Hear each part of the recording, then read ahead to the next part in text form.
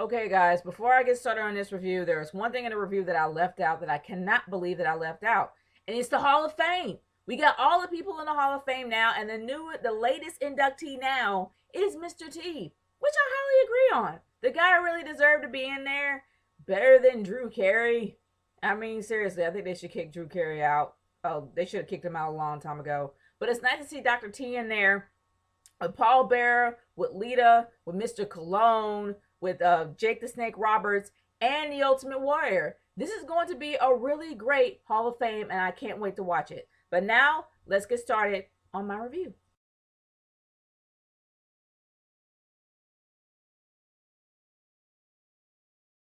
Y'all, there have been a lot of awesome things that has happened on Raw tonight, which really shows me that they are stepping up their game when it comes to WrestleMania 30, which makes me really, really happy to see. The opening segment alone was awesome. The fact that you had these two guys, you had Randy Orton and Batista fighting with each other, bickering like kids, and pretty much having Triple H shut them down was practically an awesome moment. Not only that, it was winning for all of us because regardless, we are going to see a triple threat match. Either it's going to be Triple H or either it's going to be Daniel Bryan. Either or, winning! Seriously, it's a winning moment for all of us. I absolutely love that moment. I loved the opener. I really did. There was a lot of buzz on Twitter. And I mean, there's a whole lot of matches that went on tonight that pretty much was very interesting to watch, especially the 8-man tag that pretty much gives you a glimpse on what's going to happen in the Andre the Giant 30-man battle royal. So it's kind of interesting to watch, and it kind of gives you a glimpse on who might win. I really feel that it's going to probably be the Big Show because it would make sense if it was him, but that's just me personally.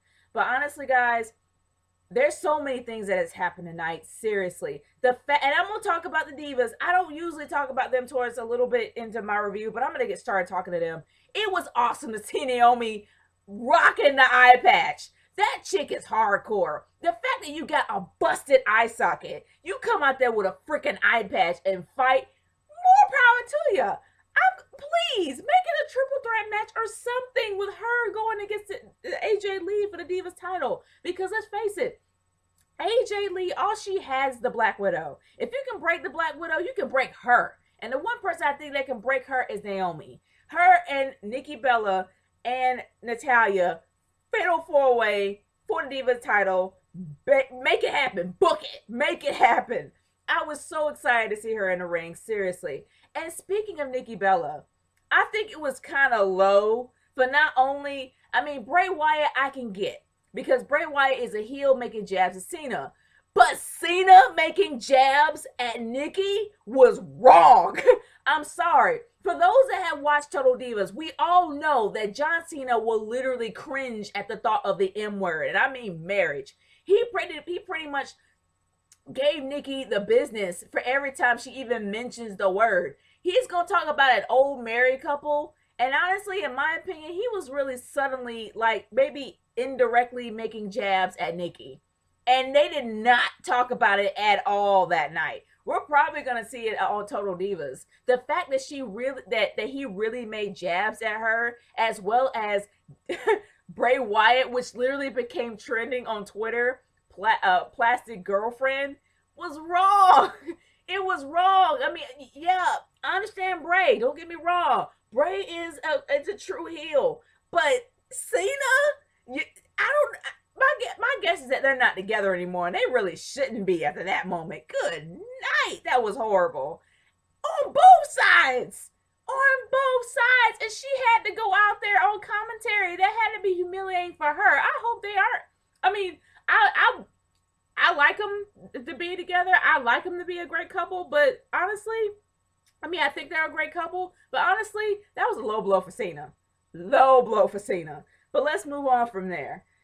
Man, there were really a lot of great moments that actually did happen tonight. Seriously. I didn't pretty much care about uh, uh, uh, uh, Bray versus Kofi because I kind of knew how it was going to end. But I really do feel that that Kane and the Shield turned against Kane. I don't I guess they got fed up, but even though it just seemed like kind of a moment that was just kind of thrown in there, was still a pretty cool moment to actually watch. The fact that he did a thorough investigation to point out King, really, like, I guess ever since WrestleMania 27, Jerry the King Lawler has really put a bitter pill in my mouth every time I mention his name, all because of one match that is my Lord. It's pretty much my Voldemort of matches. I know a lot of people, I mean, seriously, a lot of people refer to Chris Benoit as Lord Voldemort, the man who can't be named, or the one who can't be named, whatever. Jerry the King Lawler versus Cole is my Lord Voldemort. That's a match that I feel that don't exist, that never should have existed. And ever since that match, he put a bitter pill in my mouth. And for tonight, the fact that he had another segment involving him is something that kind of bothered me. And it made no sense that they kind of turned towards Kane. I mean, Kane turned towards the King to say that he involved. I'm like, really? Was it necessary to do this? No. Like, seriously, it really wasn't. But here is one of my classic moments of the night, and I haven't watched anybody else's reviews, and I'm wondering if they caught this. I wouldn't be surprised if Chase caught this, since he's a really big Randy Orton fan. But when you honestly have Randy Orton out there fighting with the crowd, I'm sorry, ring the bell. There is no DQ. There is no bell to ring. Classic moment for me. Randy Orton is fighting with the crowd. I loved it. I don't know if anybody has caught that. Like, seriously, he was like, you. Like, he was literally like making jabs towards the crowd. That's what a heel does. That's why you should keep him a heel. Don't make him a face. Make him a heel. Keep him a heel, please. But honestly, that was awesome. That match with Daniel Bryan was awesome. I'm not gonna lie, it really was. Good grief. It's like it's making you so hyped up towards WrestleMania 30, especially with the streak. Now, I had a very, very heated debate with NJ about this. NJ had his viewpoints about not believing that the streak is going to end. And at the time, when he made his viewpoints, it made sense. It wouldn't make sense for it to end because there's no backstory leading on up to the ending. But honestly, y'all, the way that they actually spun it makes sense as well. I'm kind of on the fence here. And what I mean by that is, sure, we got Brock Lesnar to be booked as a beast.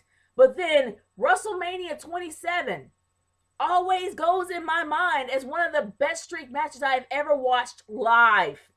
And he got taken out on a freaking gurney. And even though for the first WrestleMania he was in and the streak built up over time, it has to take a toll on his body. It has to take a toll on his mind, no matter how hard he trains. And honestly, I am making a challenge for anybody who is watching this video to go back and watch WrestleMania 28, the streak match, and look at Triple H. Look at how Triple H is performing. Look how slow and sluggish he is. And at first, I thought it was ring rust. But I really don't think it was ring rust. I think he was slowing down for Taker. I'm challenging y'all. Watch it. Watch it for yourself. You'll find out. But for real, the way they put it together, the way they split it makes sense. The fact that over time, that stuff takes a toll on your body. Even though he has a year off, that still beats you up. You don't really come back from something that brutal and just be all right. You don't regenerate like Wolverine. I think I said it right. Yeah, he regenerates. Yeah, you don't regenerate like Wolverine. But either or, it has to take a toll on his body. And they made a perfect viewpoint on that, which makes me kind of on the fence, seriously, about the whole thing. But honestly, it really does hype me up even more for WrestleMania. But let's talk about the final closer of the night. The final closer of the night. Oh yeah, before I talk about the final closer, let's talk about Bad News Barrett. Bad News Barrett is starting to become one of my favorite characters on Raw, hands down. The guy's funny. He's like flat out funny. I would love to see him perform more, but the fact is when he says, I got some bad news, I can't do an English accent, but either or, he is funny. He is hilarious. Pretty much saying everything that's true about St. Patrick's Day if you do it wrong, but it's funny. I like it. I enjoyed that moment, but I really wish that I see him more. But I wouldn't be surprised he's going to be in the Andre the Giant Battle Royal, which makes me believe that it's going to be a thing. They're saying that you have the trophy for a whole year, which means that they're going to do this. They're going to do this consistently for WrestleManias, which makes me happy because it really does give the mid-carders something to do. It gives them the mid-carders something to strive for, gives them their WrestleMania moment, which I feel that every mid-carder should get.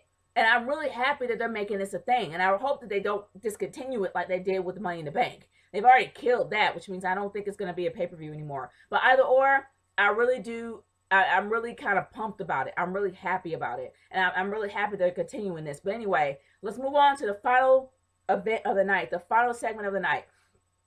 And that was the meetup between Triple H and Daniel Bryan. Like, seriously. This is my personal thought on it. It would have ended classy without Stephanie. Like, seriously. I know Stephanie has to get her 2 cents in.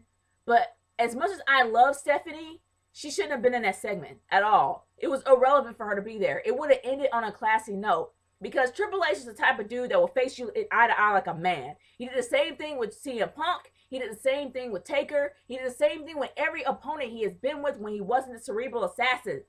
He faces you like a man. And it was really a great segment between the two of them, between Daniel Bryan and Triple H. Stephanie was not needed. She kind of tainted the segment even being involved. I know they had to add a little bit more drama, but I wish it ended on a classy note. That's just me personally. But guys, my overall thoughts of Raw is this. That was a great Raw. Like, I really enjoy watching that Raw. It gets you hyped up for WrestleMania 30. There were so many things that were going on and so many feuds that were building up, leading on up to WrestleMania 30. I really feel like they're really doing it right this time. And I really enjoyed myself watching this show. I was so entertained watching this show. I loved every bit of it. But guys, I want to hear your thoughts on it. Leave a comment in the comment section below. Send me a video response on how you feel about Raw tonight and how you feel about WrestleMania 30. I want to know what you guys think. This is Nature Girl 30 signing off. Peace out.